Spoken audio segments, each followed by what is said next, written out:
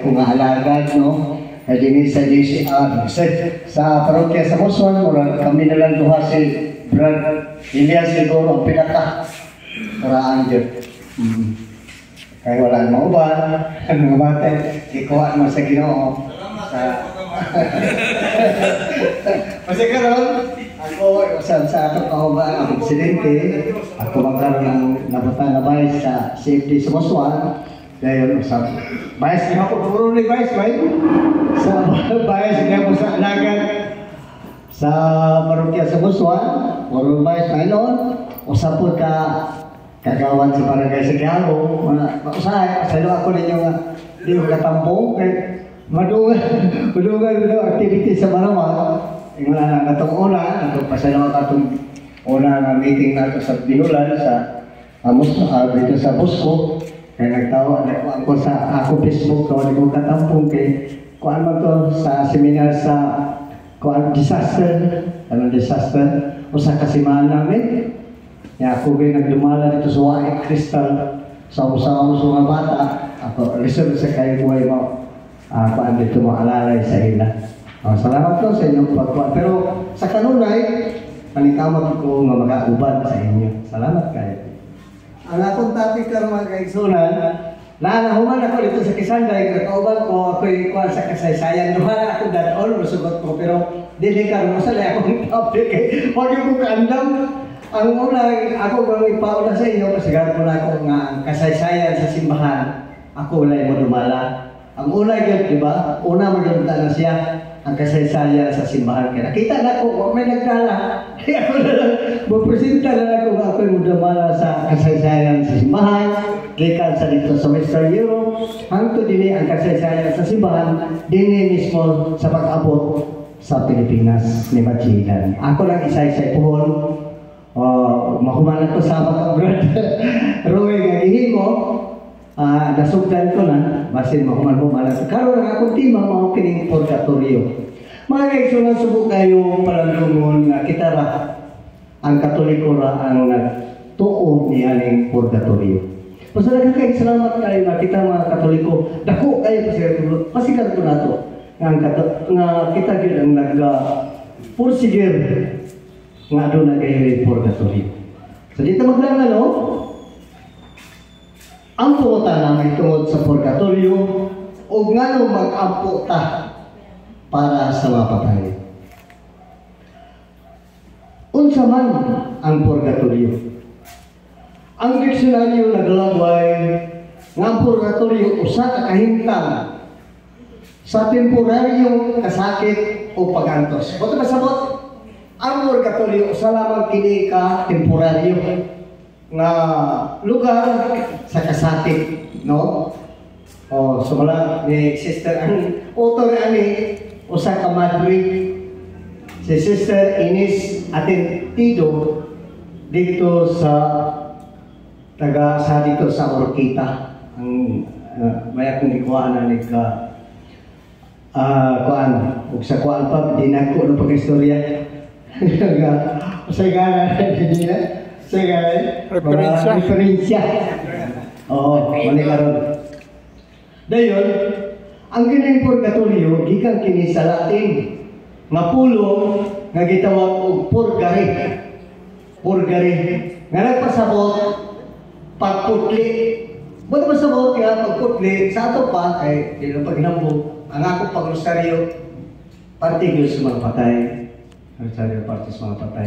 Usa, ako ang patayon ko sa istorya. Wa ko magdahom. Nga kini ako topic sa inyo. Ako ning pamaladungan ganina. Wa ko pagabot ako diri wa ko. Blanco ang ako mula-mula.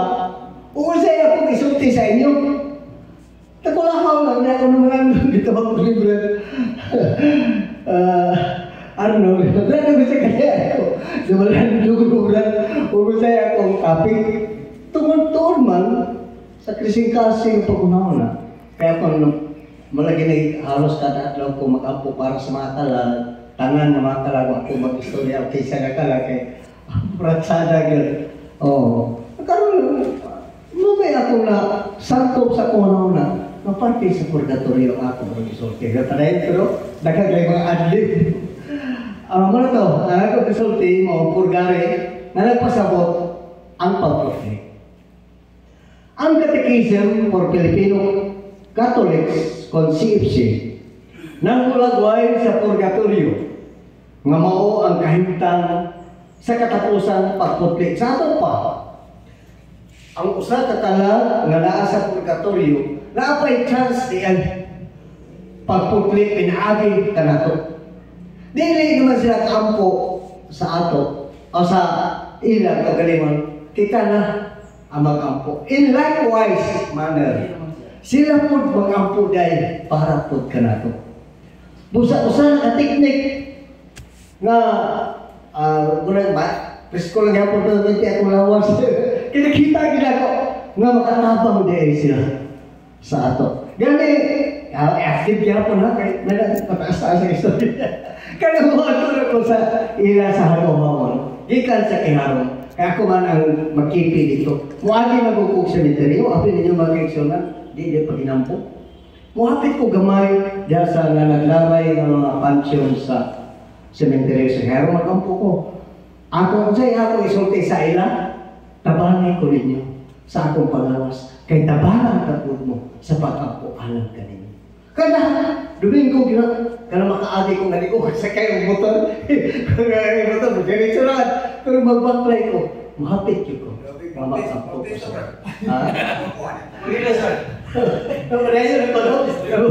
mag-ugay ko, pinag-aagi ko. Moto,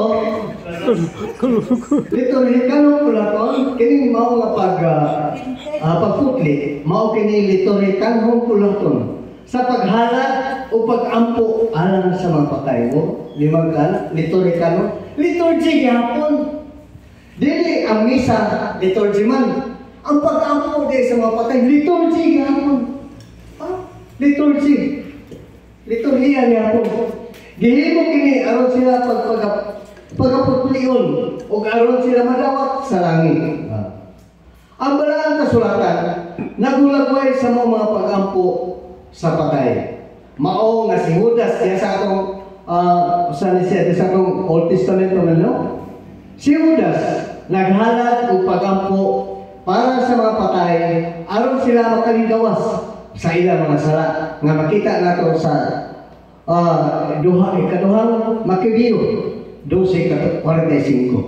Ang balaang kasulatan nagdiskut usab mahitungod sa kalayo nga makaputli ang tao maluwas pinaagi lamang sa kalayo. Mabasa na to sa ikaduhang Korinto 3:15. Ang simbahan nagatudlo nini aron sa paghupay sa nahinubrang kahigwaos o kahingawa bahin sa salin sa pagkahakog o sa sala bisan mismo diha sa kinabuhi sa mga taong sobrang kamanggihatagon o pagka-magiluyon o sa diha ay sa pag-ampo tagsara gid ay. Kay katulad ng tao di ay maluluyon ang makapag-ampo sa mga patay. No? Tingnan mo mga istorya. No? Kay panahon sa mag-ampo sa mga patay, panahon naman sa kining Biblia ng tao. Pero ang importante di sa pag-ampo sa mga patay, abin ninyo, sa iyang birthday sa patay. Birthday sa patay o kano sa siya namatay kada inumduman to na sa atong mga kaigsunan. Umuto ka. Mulay kakwan. Ang simbahan nagatudlo nini aron sa paghubay sa nahinubra mo to kay Guaos. Dili pangutana kung saan pagkapot ang pinagkaubos nga masanong gagawin sa Ginoo kinsa nagpaligaman ang mga sayop nga nagpabilin. Hinunoa aron pag-angkon sa kinabuhidayon bisan ang gamayng nahabiling sala kinahanglan pagaputlion. Alaka. Ang mga balaang pagatuphon sa higpit nga kahayag o gugma sa Ginoo. Sa ato pa di ay o bisan to dito puting karnero yun. Kinahanglan, bisan de, wag yun ay lamak. sa dugo sa kalag kinahanglan sa mga tusata sa langit. O dahil kinahanglan ko cleansing. O cleansing dahil kinahanglan cleansing. Kaya doon mo adlit. Abi ko na yun, naman ko bayaw ka sa balistas kaya ron. Musulti din siya sa ako. Bidol ako. Nganong ang kuwan na natin mo na yun. Nga sa buhay pa sila. Dili magaling manimba. Sa uno nila. Ngayon dili sila manimba. Nga karoon ang kuwan ninyo na sila. Oo, ganun. Di ko kalimutan ang istorya sa akong bayaw. Pero ako na isipan na babag. No. Wala ko na isipan na babag. Ano kunawa sila. Mao gani. Nato nabasa karon dungog. Dili makita nato ang pag-ampo sa mga patay sa tawo nga maluluyon. Sa tawo nga maluluyon. Di makita nato sa pag-ampo sa mga patay. Di.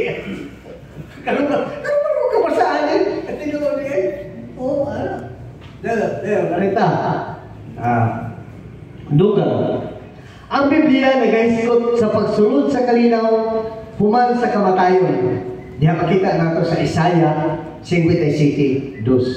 Kadtong naglakaw sa katarong nga malinawon, magmalinaw na sila. Magkakaplag sila kapahulayan sa dayon diha sa ilang kamatayon. Nindot tigre ito mga bisala dahil. Kaya iningon na diri, naglakaw sila sa matarong, padayon sila malinaw. Diha sa Daniel 12:13, padayon na ang imong pagkabuutan.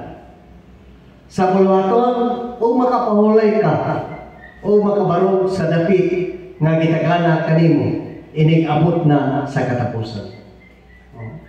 Kini nagatumbok nga dili na kinahanglan ang pagputli. Sa ato pa di ay naadi mga kalag na diretso. Naapay mga kalag na diretso sa purgatorio, ala lugar ang sistema. Sa ato pa, kinahanglan kita kanunay magbinuotan. Ano na yung mga tubak niya eh? Mga last naman nga, mga istorya.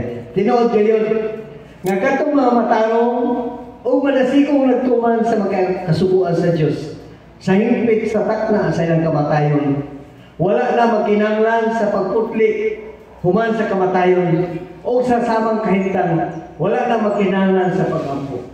Sus, kanindot na ali pa eh. O padirig sa mga ta. Di na kinahanglan ta ampuan o pananglitan. Parinay sa mga santos, no? Mga santos di na kinahanglan ampuan. Mao kining klasiha sa mga tao nga higilagway sa mga teksto nga atong gilito. Tinuod kini para kang Daniel. Usa sa mga bantugang santos sa daan ng kasulatan. Diya sa kadawang teksto nga gilito, ang pulong rest o pahulay kani nagkahulugan o patay nga makita nato sa Job 3:17 sa ingon nga paagi ang among sinulat na wat-an sa iyang importansya o usab sa katapusan sa panahon ang purgatorio mahanaw na ang langit o impyerno lamang ang magpabilin. Makita nato sa Mateo 25:46 usbo nako sa katapusan sa panahon, ang purgatorio mahanaw. Ang pagpipili na lamang ang langit o ang impyerno. Diyutay ng mga tao ang nakapot sa grado sa pagkamatarong nga makahimo kanilang hingpit o andam para sa walay katapusan kahimayaan. Bisan kung sila nahimong kalipikado para sa langit, pinagi sa kamatayan ni Kristo, nga pinagi sa pagtuo ilang ginawa. Ang maong mga tao sama kang Pablo makaingon, kay alam ka nako ang kinabuhi mao si Kristo. O kang kamatayon maghatag ka nako sa dugang kaayuhan.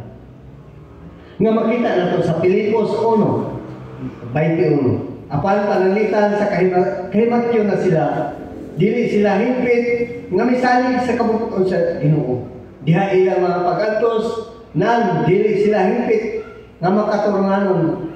Walay kinatibuk ang pakikab yanay sa ilang kabubuton ngadto sa kabubuton sa Dios og tungod niini kay namatay man sila sa mga kahintang kauban ang gamay pagsupak sa kabubuton sa Dios sila nagkinahanglan og pagputli human sa kamatayon mo gihapon kato bisan gamay ng mga kaigsunan bisag gamay lang nga sala Kaya nakasupak man kuno kita gamay, no? Gamay na. Gamay nga pagsupak sa kabungtod sa Dios. Ato gyapon is purgatory. Gamay na pagsupak. Ang grabe gid ba? Mahimo silang matabangan sa mga pangamuyo sa uban. Oh, muna akong giingon. Mahimo silang matabangan pinaagi sa mga pangamuyo kanato sa uban diha sa communion sa mga santos nga gihisgutan sa Episo 3:5. Kay kitang tanan sakop man sa kaupungan sa anak sa Dios o sakop siyang panimalay. Busa kon magkahigayon kita, buhaton ta ang maayo ngadto sa tanang mga tao. Hindi kay karon sa inyong gihatag ka namang nakapakaon. Maayo gyud diri no. Labi na sa atong isig ka ba totoo, buhi o patay. Nga makita nato sa Galacia 6:10. Ang pagkampo alang sa mga patay di ay bisan para ni atong balaan mga tao, kinsa na kinahanglan og jutay nga pagputli usa ka buhat inigsuon mo. Usa ka buhat inigsuon nga paghigugma. So nako ang ampo sa mga patay usa kini nga buhat sa inigsuon nga paghigugma. Labi na kayo watay pili ato mga amahan, ato mga kaisuoran, tanang mga tao. Sabi niyo style ako, gamay naman lang din. Kamu maganda kitag-anan. Unsa ang pagkapos mga patay. Akong gipay bay lungsod eh, padagdag mo kitol. Taas kayo. Inuman. Ang mga patay sa taga-Quezon, ang mga patay sa taga-Warma, tanan. Pero mo, tugay ko mawal bro. Ito ako style. Kini pa hampo. Ako hatag sa inyo. Amo na ang style sa pagampo. Ako nagtiwasan. Kini maluluy ang pagpagabala, ha? Kini maluluy ang pagpagabala alang sa uban. Nga nahiusa ka nato uban ni Kristo, makapahimuot sa Ginoo. Hindi na ko tama o mayong hapon sa atong kasi. Sa kayo ang ikaw Naku deh pakampo berang kayu bilyabi. Ayan, pagkampo sa wala yung